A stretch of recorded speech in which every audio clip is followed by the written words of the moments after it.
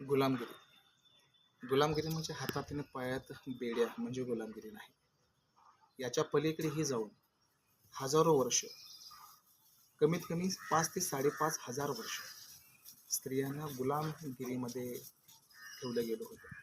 आणि याच गुलामगिरीतून बाहेर काढून स्वाभिमान शिकवणारी आमची थोर जिजाऊ, स्वतःच्या अंगावर शेण आणि लोकांच्या शिव्या झेलून स्त्रियांना याच गुलामगिरीतून बाहेर काढून शिक्षण देणारी आमची थोर सावित्रीबाई फुले.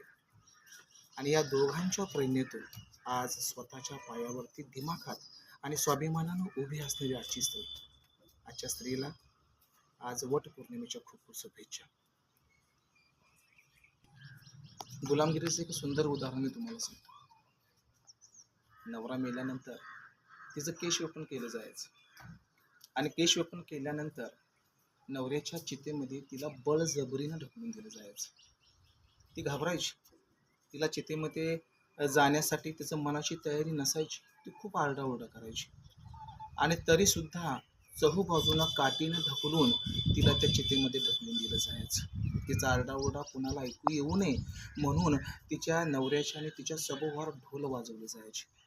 अशा या एकंदरीत परिस्थितीमध्ये त्या स्त्रीला कोणताही गुन्हा नसताना नवऱ्याच्या चितेमध्ये ढकललं जायचं. अशी ही विघातक आणि समाजाला लागलेली कीड ज्याला आपण म्हणू अशी सती प्रथा, अशा अनेक प्रथेमध्ये अनेक वाईट गुलामगिरीमध्ये जोखडलेली ही आजची महिला. आणि याच महिलेचा उद्धार करणारे आमच्या या जिजाऊ आणि सावित्रीबाई फुले. शोकांतिका इतकीच वाढते. आज याच थोर जिजाऊ आणि सावित्रीबाई फुलेंच्या विचाराने घेऊन पुढे जाणारी आज महिला कुठे दिसत नाही. आज या महिलांच्या विषयी कोणत्याही प्रकारचा त्यांचा इतिहास काय आहे किंवा त्यांची शिकवण काय आहे हे आजच्या आधुनिक युगामध्ये, मग त्या डॉक्टर झालेले असतील, वकील झालेले असतील, इंजिनियर झालेले असतील किंवा वेगवेगळ्या पदावरती काम करणाऱ्या महिला असतील, त्यांना कोणत्याही प्रकारच्या या थोर समाजसेवकांच्या विषयी कोणतीच माहिती नाही. ही आजच्या काळातील सगळ्यात मोठी शोकांतिका आहे.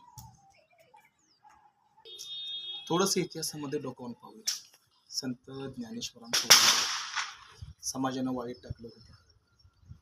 ही संन्यासाची मुलं म्हणून त्यांना पूर्णपणे बहिष्कृत केलं होतं.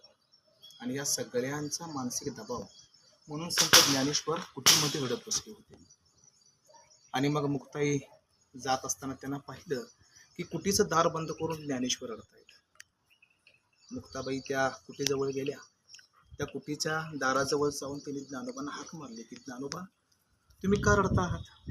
ज्ञानोबा म्हणले, मुक्ताई मी काय सांगू, प्रचंड मानसिक दबावाखाली मी आहे.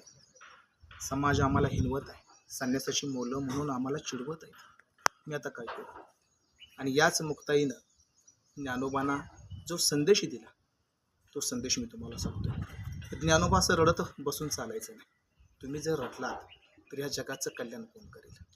इतका सुंदर मेसेज मुक्ताईनं ज्ञानोबांना दिला होता. याच मुक्ताईची, याच जिजाबाईंची आणि याच सावित्रीबाई फुलेंची गरज आजच्या काळात आहे. आजच्या या 21व्या शतकातील स्त्री ज्या वेळेला माझ्या मुक्ताई, माझ्या ज्ञानेश्वरी, ज्यांना ज्ञानोबांना ज्यांनी घडवलं, अशा मुक्ताई असेल, सावित्रीबाई फुले असेल, जिजाबाई असेल, ज्या वेळेला बनतील त्यावेळेला हा माझा देश अख्खं भारतवर्षात नाही संपूर्ण जगात प्रगतीच्या पुढं असेल. इतकंच मला सांगायचं आहे की प्रत्येक स्त्रीनं आधुनिकतेबरोबर इतिहासाचा जो रचलेला पाया आहे त्याचं कुठंतरी स्मरण आपण ठेवूया आणि त्यांची जी काही शिकवण आहे त्या शिकवणीवरून आपण चालूया. निश्चितच तुम्ही, तुमचं कुटुंब, तुमची मुलं आणि हा देश प्रगतीपथावर जाणारे अत्यंत शंका नाही. धन्यवाद.